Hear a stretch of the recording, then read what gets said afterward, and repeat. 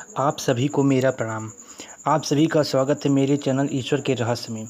आज मैं आप लोगों को एक कथा सुनाने जा रहा हूँ जो हर माँ अपने पुत्र के लिए व्रत रखती है। जी हाँ, इस कथा का नाम है हल षष्ठी व्रत कथा। यहाँ पे मैं आपको इसका प्रथम कथा सुनाता हूँ। इसके बाद मैं दूसरा अध्याय लेकर आऊँगा, तीसरा, ऐसे करके 6 कथा हैं इसकी। मैं 6 के 6 पार्ट लेके आऊँगा। तो ये प्रथम कथा हल षष्ठी व्रत की। तो चलिए शुरुआत करते हैं इस कथा की। इस कथा की शुरुआत होती है, अचानकपुर में एक राजा अपने परिवार सहित रहता था। वह प्रजा के सुख दुख का बहुत ध्यान रखता था। उसके राज्य में सभी सुखी थे। राजा अपने राज्य के हर गांव में तालाब कुआं बनवाता रहता था, लेकिन सभी तालाब कुआं सदैव सूखे ही बने रहते थे। इस वजह से राजा हमेशा चिंतित रहता था कि ऐसा कोई तो उपाय होगा कि जिसके करने से पानी की समस्या का निदान हो जाएगा। एक दिन राजा अपने दरबार में पानी के विषय में मंत्री एवं सलाहकारों से चर्चा कर रहा था कि अचानक एक आकाशवाणी होती है, हे राजा, तुम अपने एकलौते पुत्र की बलि दोगे तभी तुम्हारी इस समस्या का हल होगा, वरना तुम ऐसे ही पानी के लिए चिंतित रहोगे। इस आकाशवाणी को सुनकर दरबार में बैठे सभी लोगों को आश्चर्य होता है और सभी दुखी हो जाते हैं। सभी सोचते हैं कि यदि राजकुमार की बलि दे दी जाएगी तो राजा का वंश ही खत्म हो जाएगा। रात में राजा विचार करता है कि यदि मैं अपने बेटे के बेटे, जो अभी 2 माह का है, की बलि दे दूं तो कैसा रहेगा। इससे आकाशवाणी की बात भी पूरी हो जाएगी और मेरा वंश भी बच जाएगा, क्योंकि मेरे बेटे के जीवित रहने से भविष्य में और भी पोतों का जन्म हो सकता है। फिर तो राजा अपने मन ही यही निश्चय करके सो जाता है। अगले दिन हल षष्ठी का व्रत होता है। राजा के बेटे की बहू हल षष्ठी का व्रत रखती है। इधर राजा सोचता है कि मैं बहू से उसके पुत्र को बलि के लिए कैसे मांगूं।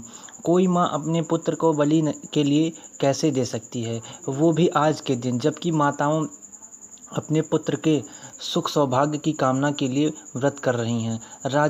राजा मन में विचार करता है कि क्यों ना मैं बहू को किसी बहाने उसके मायके भेज दूं और पोते को यहाँ छोड़ने के लिए कहूँ। जब बहू चली जाएगी तब मेरा काम बन जाएगा। बाद में बहू को कोई बहाना बना दूंगा। यह विचार राजा को उचित लगता है और वह बहू के पास जाकर कहता है कि बहू, अभी तुम्हारे मायके से खबर आई है कि तुम्हारी माँ बहुत बीमार है, तुमको देखना चाहती है। तुम अपनी माँ को देखने चली जाओ, पोते को मेरे पास छोड़ जाओ। यह सुनकर बहू कहती है, पिताजी, आज तो हल षष्ठी है, आज मैं कैसे जा सकती हूँ। आज के दिन तो हल जुते ज़मीन पर चलना मना रहता है। तब राजा कहता है, तुम चलकर नहीं जाओगी, मैं पालकी सजवा देता हूँ, तुम उसमें बैठ कर जाना।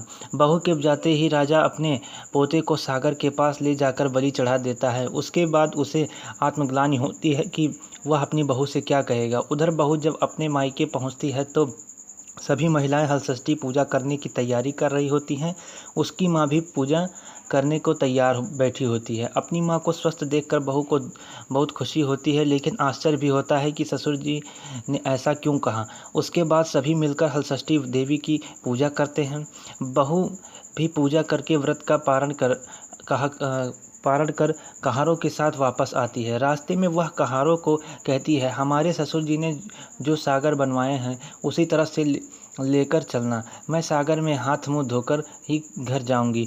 कहारों की असमंजस होता है, लेकिन बहू की जिद के कारण उन्हें उधर ले जाते हैं, लेकिन उन्हें सागर में पानी भरा हुआ देखकर आश्चर्य होता है। वास्तव में आकाशवाणी के अनुसार राजा के बलि देने से ही यह चमत्कार हुआ है। बहू सागर में उतरकर प्रणाम करती है और हाथ मुंह धोकर आंचल फैलाती है। आंचल में उसका बच्चा खेलते हुए आ जाता है। बहू को बहुत आश्चर्य होता है कि बच्चा यहाँ कैसे आ गया। फिर दोनों घर पहुँचते हैं। यह सब हल षष्ठी माँ की कृपा से ही हुआ था। राजा अपनी बहू से माफ़ी मांगता है, लेकिन साथ में बच्चे को देखकर बहुत खुश होता है। राजा बहू को आशीर्वाद देते हुए कहता है कि यह तुम्हारे ही पुण्य प्रताप का नतीजा है। राजा कहता है कि जिस तरह बहू के आत्मविश्वास और श्रद्धा के कारण हमारे घर में खुशी आई है, वैसे ही हमारे राज्य में सभी प्रजाजनों के घरों में खुशी रहे। राजा ने अपने राज्य में घोषणा करवाई कि अगले साल से हमारे राज्य में सामूहिक रूप से हल षष्ठी की पूजा होगी। तो ये थी हल षष्ठी माँ की प्रथम व्रत कथा। मैं अगले वीडियो में लेकर आऊँगा हल षष्ठी माँ की द्वितीय व्रत कथा।